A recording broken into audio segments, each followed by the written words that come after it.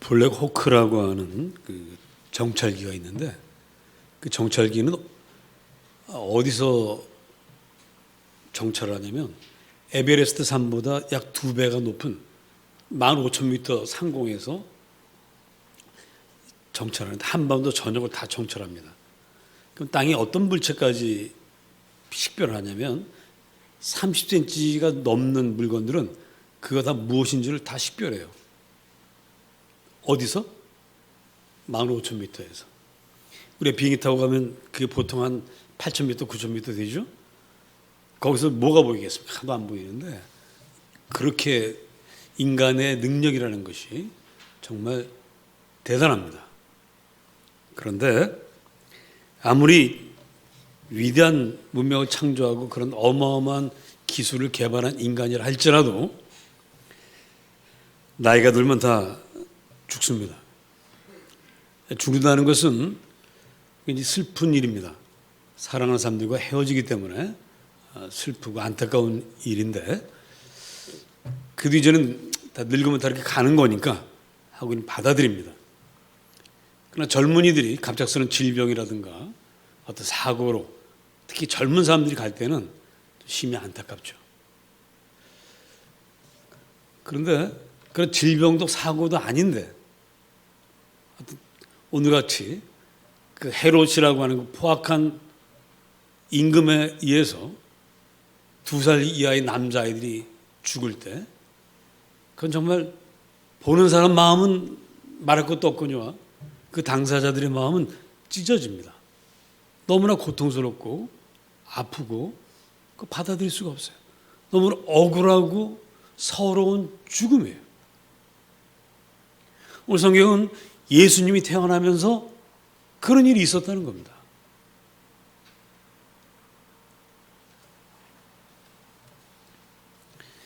이렇게 억울하고 서러운 죽음을 맞이한 그 가족들을 누가 위로할 수 있겠습니까? 아무도 위로할 사람이 없습니다. 그와 비슷한 일을 당했던 먼저 억울하고 서러운 죽음을 당했던 그런 가족도 옆에 와서 나도 그런 일을 당했으니 힘내세요라고 말할 수 없죠. 그냥 와서 그 옆에 가만히 있을 수밖에 없어요. 사람은 그 누구도 이런 그 아픔을, 특히 어머니들의 아픔을 위로할 길이 없습니다. 그러나 하나님은 하실 수 있습니다. 우리 아버지 하나님은 하실 수 있습니다. 우리 아버지 하나님도 당신의 아들을 그렇게 억울하고 서럽게 보내셨기 때문입니다. 우리는 너무나 쉽게 하나님이 사람이 되셨어. 그래서 우리 사람으로 사시다가 그냥 십자가에 달려 돌아가셨어. 마치 아무런 고통을 못 느끼는 그런 하나님으로 생각합니다. 그러나 그렇지 않습니다. 하나님은 우리와 똑같은 그런 마음들을 갖고 계세요. 천지만물을 창조하셨을 때 하나님 보시기에 뭐라고 그러죠? 성경은 보기에 좋았다 그랬어요. 좋다는 것을 느끼십니다. 참 좋았다. 그리고 사람 만드시고 나서는 심히 좋았다. 좋긴 좋은데 좋은 것도 조금 좋은 것이 있고 아주 좋은 것이 있고 그런 게 있는 거예요. 하나님 그걸 다 느끼십니다.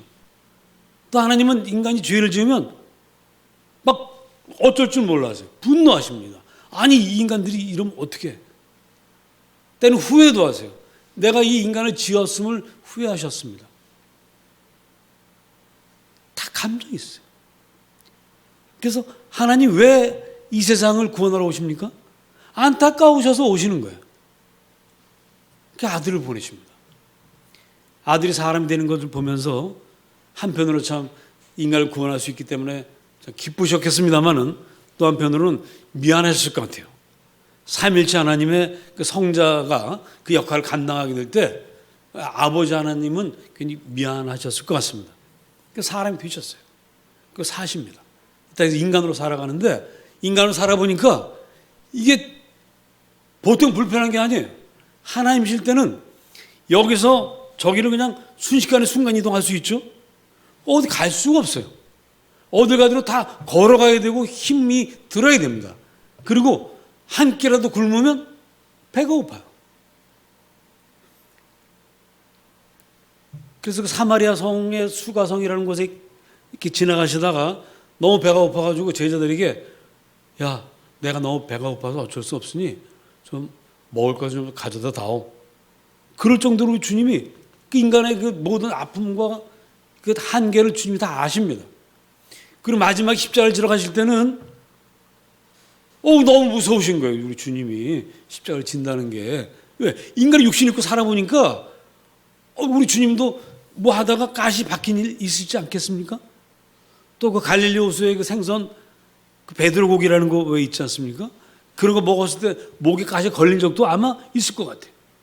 저도 어릴 때 가시 성질이 급해서 목에 가시 걸려가지고 이거 집에서 빼기도 하고 어떤 때는 안 빠져가지고 병 가서 의사 선생님 이렇게 핀셋으로 뽑아준 적도 있어요. 예수님도 아마 그렇게 목에 가시가 걸리셨 그런 일도 있었을 것 같습니다. 그래서 십자가에 달렸을 때는 너무너무 괴로워가지고요. 그래서 밑에 사람들이 아휴 불쌍하다 해서 해면에다 뭘 묻혀서 예수님 입에 대주죠? 포도주. 어떤 포도주? 신포도주. 주님 그만큼 다 아세요. 그리고 주님 마지막에 외치십니다. 엘리 엘리 라마 사박다니 나의 하나님 어찌하여 나를 버리시나이까. 얼마나 힘이 드셨으면 그렇게까지 말씀을 하시겠습니까? 우리 주님이 그렇게 당하신 거예요. 하나님이. 그래서 아버지 하나님 입장에서는 당신의 아들이 태어났을 때는 죽지 않았지만 30년 후에 마침내 십자가에서 모든 사람들이 보는 앞에서 그 부끄러운 모습으로 못이 박히면서 돌아가셨습니다. 그걸 바라볼 때 그 아버지의 마음은 어땠을까?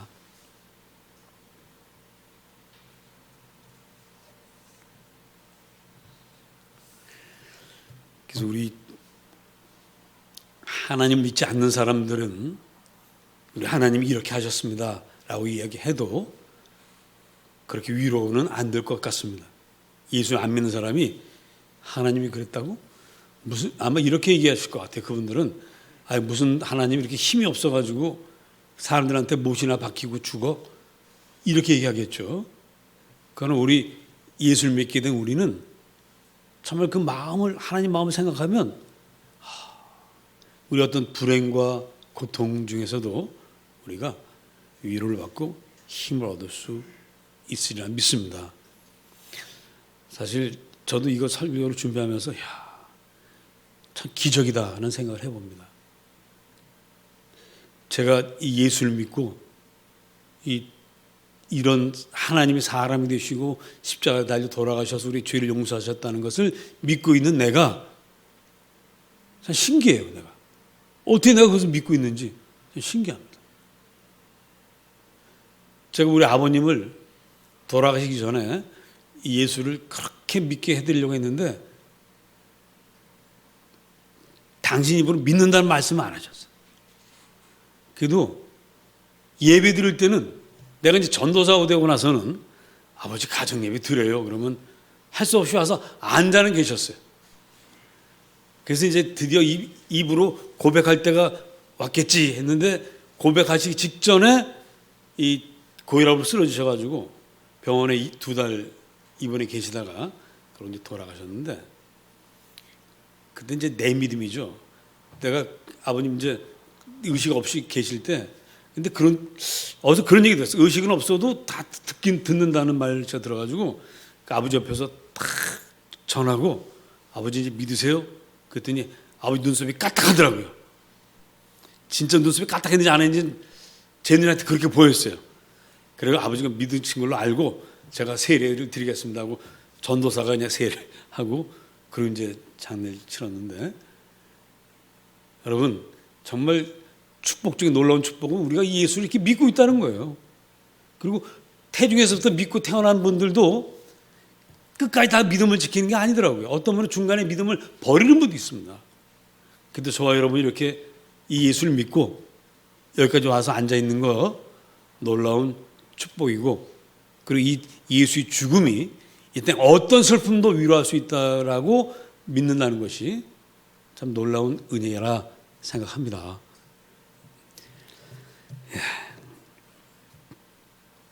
자, 그런데 이 예수님이 십자가를 바라보면서 2살 아래 아들이 독재자에게 죽었을 때 원통하고 절통해서 살 수가 없죠. 그래도 예수님 때문에 그 위로를 받을 수 있다면 참 복인데요. 이 복이 거기서만 끝나지 않습니다. 우리 십자가는 하나님이 우리를 위해서 돌아가셨다는 그 은혜이기도 하지만 십자가는 동시에 우리 주님의 십자가의 보혈의 은총을 믿는 사람들에게는 어떤 복이 있습니까? 우리 모든 죄가 다 씻어지죠. 더 이상 우리는 죄인이 아닙니다. 여러분들 이제 마귀의 종로로 하지 않으셔도 됩니다.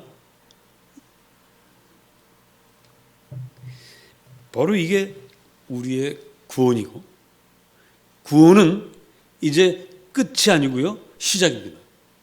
무엇의 시작입니까? 바로 행복한 삶의 시작이에요. 구원을 받음으로써 우리는 그리스도 안에서 새로운 삶을 시작합니다. 하나님을 아버지라 부르면서 살아가는 삶을 시작합니다. 그것이 구체적으로 어떤 것인가? 오늘 히브리서 같이 읽어보면서 히브리서 2장 11절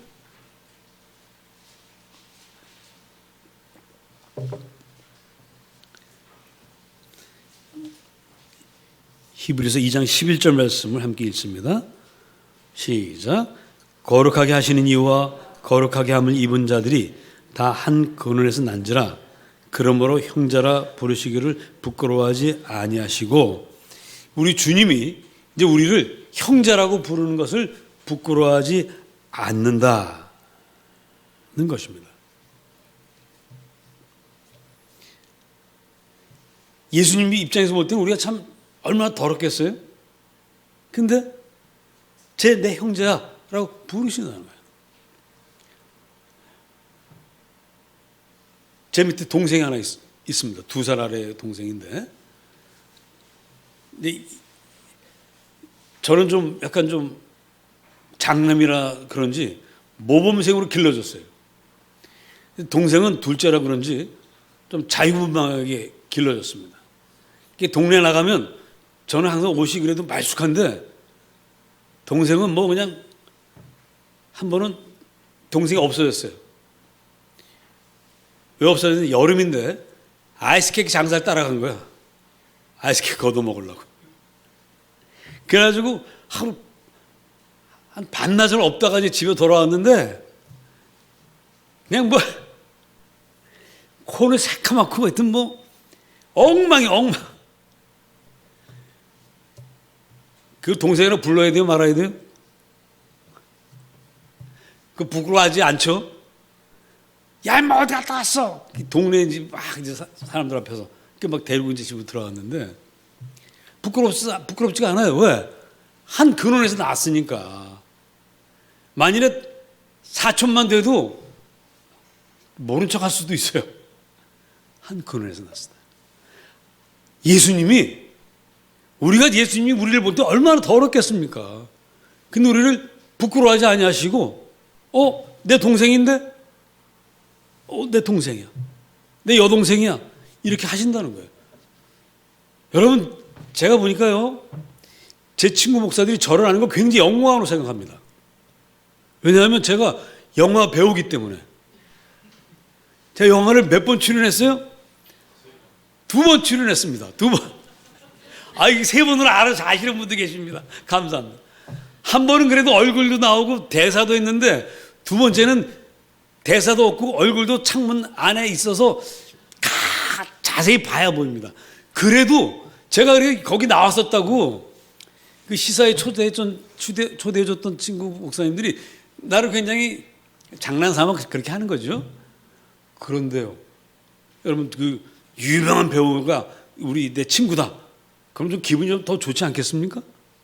하물며 우리 하나님의 아들 예수가 우리의 형이라는 거예요. 맏형이라는 거예요. 큰오빠라는 거예요. 이것만 생각해도 참 마음이 뿌듯해지고 힘이 나죠? 또 15절 있습니다. 15절 시작.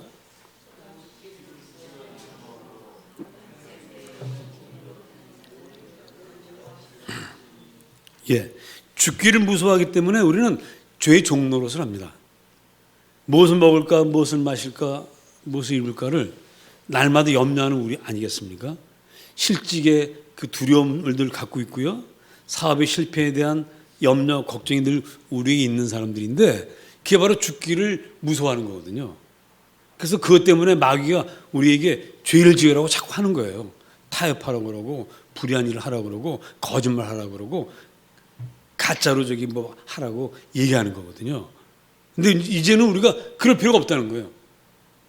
이제 우리 죽음이 두렵지 않기 때문에 우리 죽는다고 하지만 세상에서는 죽는다고 하지만은 우리는 뭐라고 표현하냐면 돌아간다고 말합니다. 뭐 우리 전래 돌아가셨다고 말합니다만은 그 돌아가셨다고 할 때는 어디로 돌아가는 거죠? 우리 조상들이 돌아가셨다고 할 때는 북망산천을 넘어서 저 어딘가로 가는 거거든요. 근데 우리가 돌아갔다고 할 때는 어디로 돌아갑니까? 구약성경에 보면 아브라함이 죽었을 때 이렇게 말합니다. 아브라함이 열조에게로 돌아갔다. 모든 사람의 죽음을 열조에게로 돌아갔다 그랬어요. 믿음의 조상들에게로 돌아갔다. 하나님께로 돌아갔다 이런 뜻입니다. 죽음은 우리에게 끝이 아니라 새로운 시작이고 하나님 나라로 천국으로 가는 출발입니다. 그래서 우리 죽음이 두렵잖아요. 언제 죽어도 걱정이 안 됩니다. 그게 우리에게 큰 힘이에요. 그 힘을 가지고 그 배짱을 가지고 이 세상에서 죄와 싸워 승리할 수 있습니다. 불의와 타협하지 않을 수 있습니다. 그게 큰 힘이에요. 그래서 어디를 가도 떳떳할 수가 있어요. 사람이 죄 짓고 거짓말하면 항상 얼굴에 그늘이 있습니다. 그러나 그렇지 않으면 당당하죠. 주님 믿고 가면 떳떳할 수 있습니다. 우리 큰 복이 되는 거죠. 다음 세 번째 복은 뭐냐면 18절 읽습니다. 18절 시작.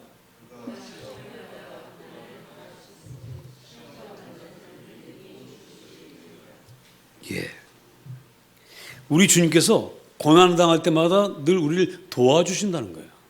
구체적으로 도와준다는 얘기입니다.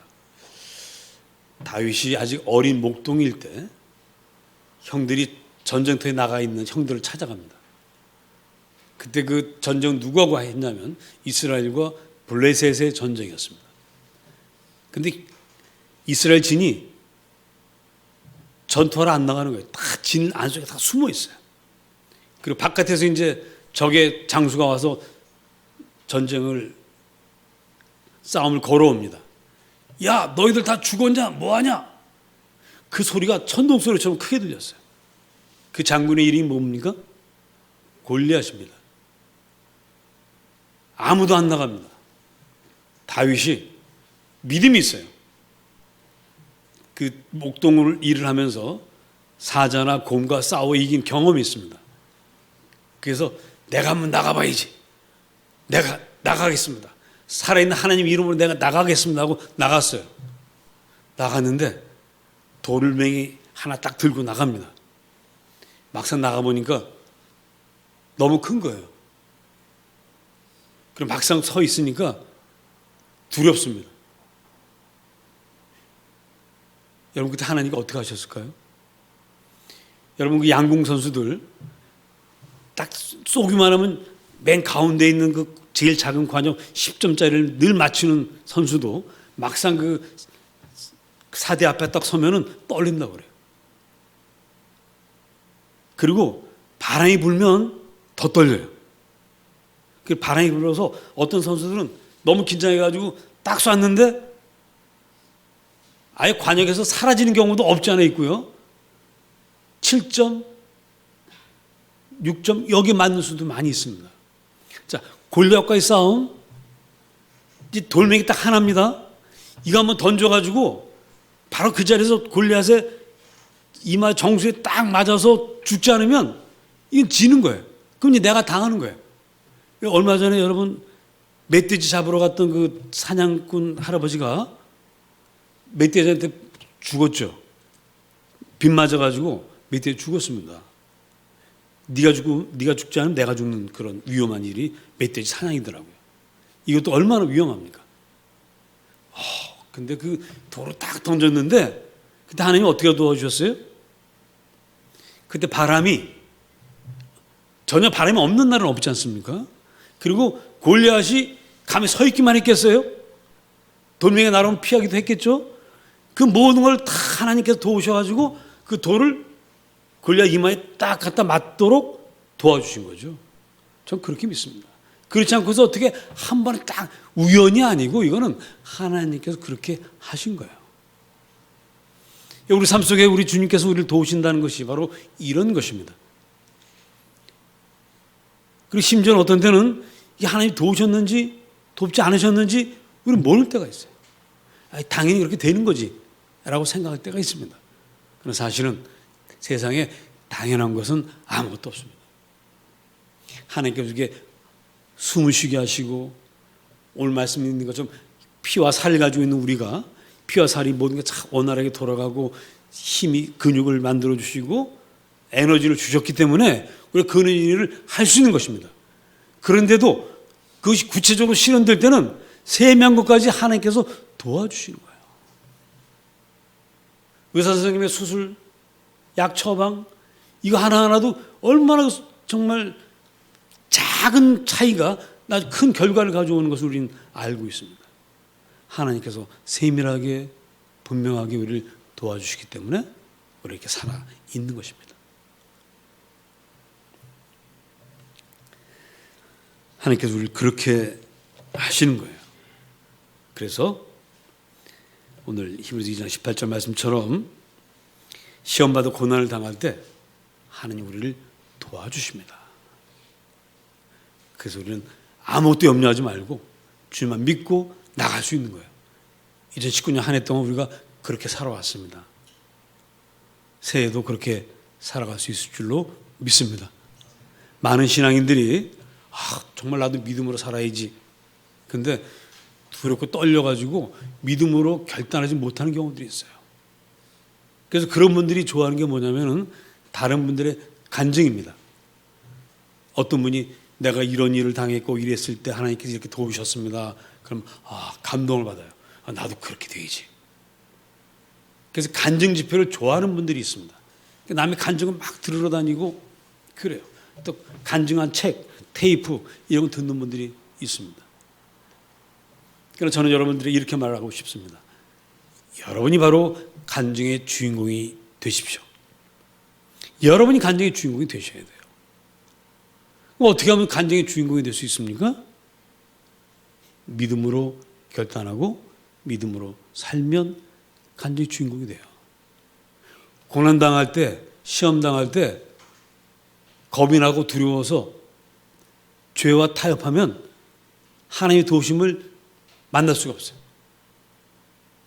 다윗이 골리앗의 음성을 듣고 무서워 떨기만 하면서 안 나갔더라면 하나님의 도우심을 만날 수가 없습니다. 나가기 때문에 골리앗과 맞섰기 때문에 이길 수 있었습니다. 여러분 삶의 시련과 고난과 시험 앞에서 피하지 마시고 도망가지 마십시오. 주님을 믿고 당당하게 맞서면 기적이 일어납니다. 여러분 삶 속에 놀라운 변화가 일어납니다. 이제 2020년 새해에도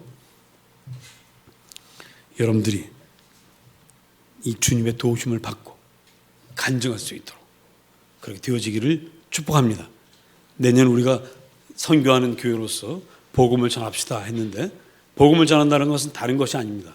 여러분의 삶 속에서 고난과 역경 속에서 만나는 하나님을 증거하는 거예요. 기도하겠습니다.